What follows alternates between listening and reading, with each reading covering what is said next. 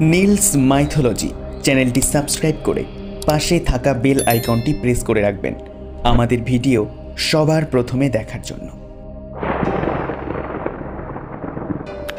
অর্জুন কুরুক্ষেত্রের যুদ্ধ পর্যন্ত কোথাও হারের মুখ দেখেননি।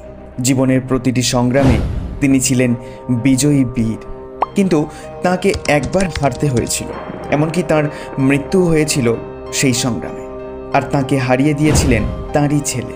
এমন ঘটনা রয়েছে মহাভারতের উত্তর পর্বে। সকলকে আমাদের চ্যানেল নীলস মাইথোলজিতে স্বাগত। আজকে আমাদের আলোচ্য বিষয় কিভাবে নিজের ছেলের হাতেই মৃত্যু হয়েছিল অর্জুনের মতো মহাবীরের, কি ঘটেছিল সেদিন। এ বিষয়ে বিস্তারিত জানতে ভিডিওটি অবশ্যই প্রথম থেকে শেষ পর্যন্ত দেখবেন।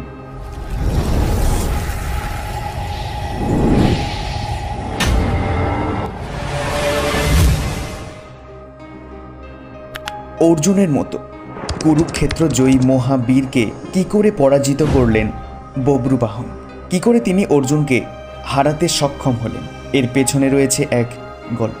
আসলে কুরুক্ষেত্রে কৃতকর্মের ফলেই তাকে হারতে হয়েছিল নিজের ছেলের কাছে।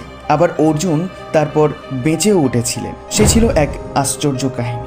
কুরুক্ষেত্র যুদ্ধ শেষে হস্তিনাপুরের সিংহাসনে বসেছিলেন রাজা যুধিষ্ঠির।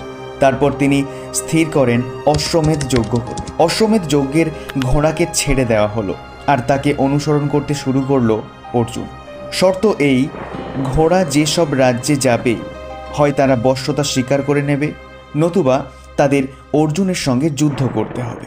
যুধিষ্ঠিরের নির্দেশ ছিল বিভিন্ন প্রদেশের রাজাদের সঙ্গে যথাসম্ভব যুদ্ধ এড়িয়ে মৈত্রী স্থাপন করা। অশ্বমেধের ঘোড়া বেরোনোর পর প্রথম সেই ঘোড়াকে আটকায় ত্রিগর্ত দেশে।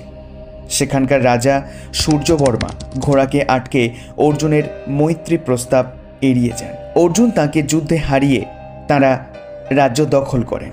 তারপর প্রাগ জ্যোতিষপুরে রাজা বজ্রদত্তকে হারান অর্জুন। সিন্ধু প্রদেশে জয়দ্রথের পুত্ররা তাকে আক্রমণ করেছিলেন। অর্জুনের কাছে তারা পরাজিত হন। এরপর অর্জুনের দিগ্বিজয়ী রথ প্রবেশ করে মণিপুরে। মণিপুরের সিংহাসনে তখন রাজা বব্রুবাহন। এই বব্রুবাহন হলেন অর্জুন আর চিত্রাঙ্গদার পুত্র। অর্জুনের অশ্বমেধের ঘোড়া আটকান বব্রুবাহন। তারপর তাদের মধ্যে শুরু হয় মহাসংগ্রাম। অর্জুনের ছোঁড়া তীরের আঘাতে বব্রুবাহন কাহিল হয়ে পড়েন।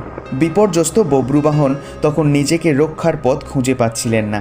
অর্জুনের তীরের আঘাতে মূর্ছা যাচ্ছিলেন বারবার। জেগে উঠে আবার যুদ্ধ করছিলেন, পরাজিত হচ্ছিলেন।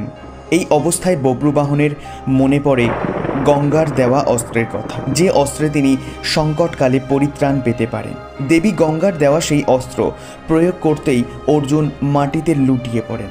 তিনি সংজ্ঞা হারান, চিরনিদ্রায় যেতে বসেন। আসলে এই অস্ত্র মা গঙ্গা প্রদান করেছিলেন অর্জুনকে মারার জন্যই।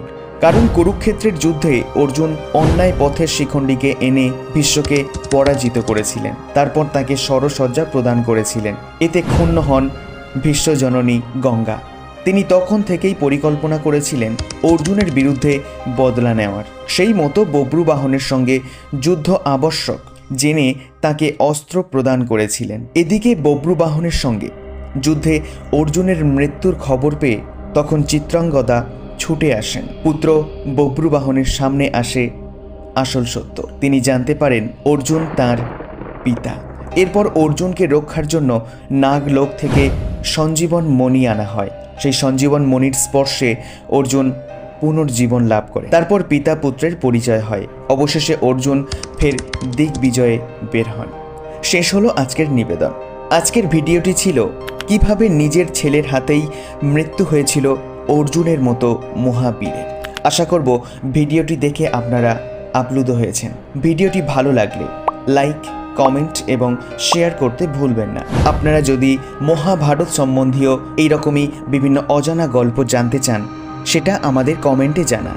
ধন্যবাদ।